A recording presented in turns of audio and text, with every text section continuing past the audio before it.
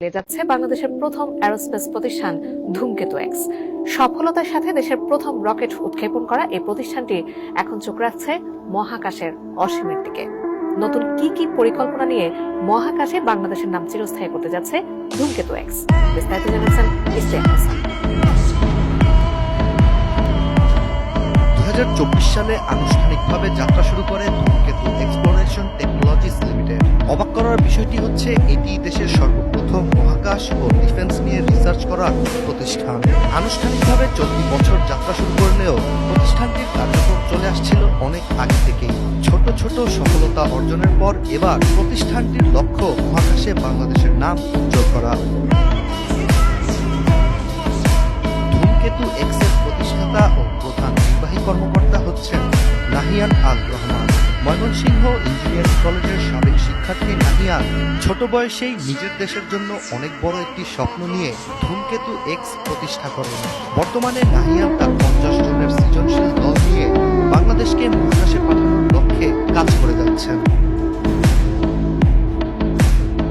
ময়মনসিংহে অবস্থিত এই প্রতিষ্ঠানটি রকেট, স্যাটেলাইট ও ড্রোন তৈরি এবং উৎক্ষেপণের কাজ করে থাকে। ধূমকেতু এক্স এর প্রথম উল্লেখযোগ্য সফলতা আসে 2023 সালে, যখন এটি দেশের প্রথম প্রোটোটাইপ রকেট উৎক্ষেপণ করতে সক্ষম হয়। ধূমকেতু এক্স এর প্রথম উৎক্ষেপণ করা রকেটটির নাম ছিল ইমাজ 01।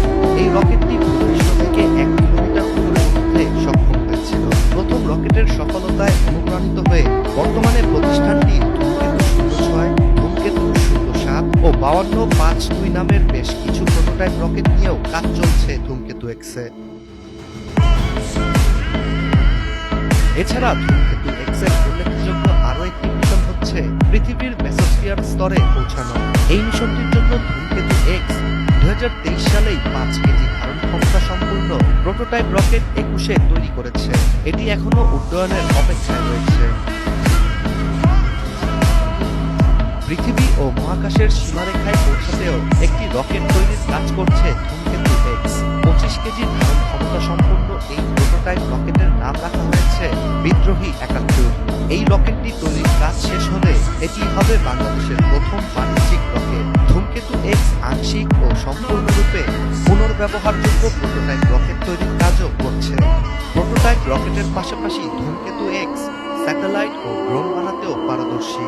প্রতিষ্ঠানটির নিউ স্যাটেলাইট বাংলা 01 2025 সালের মার্চে মহাকাশের উদ্দেশ্যে যাত্রা করতে পারে বলেও জানা যায়। এটি মহাকাশে যে জলবায়ু পর্যবেক্ষণ, কৃষি গবেষণা এবং দুর্যোগ ব্যবস্থাপনার জন্য ডেটা সংগ্রহ করবে। এছাড়া ধূমকেতু এক্স এর সৃজনশীল দল রকেট